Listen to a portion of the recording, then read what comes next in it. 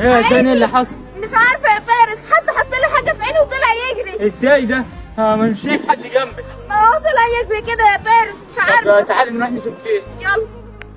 هتطلع المضاد عليها. ايوه هتجري وراك.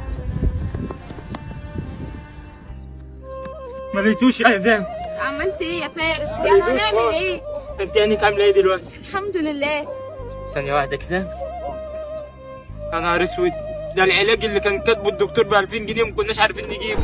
يا جان دلوقتي انا مش عارف اعمل ايه. الدواء اللي كاتبه الدكتور ب 2000 جنيه وانت عارفه البيل وغطاه.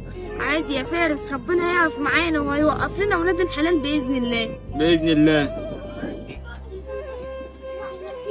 معلش يا ساره اخرت عليك، كنت بس بدفع فلوس هنا من الجمعيه. شفت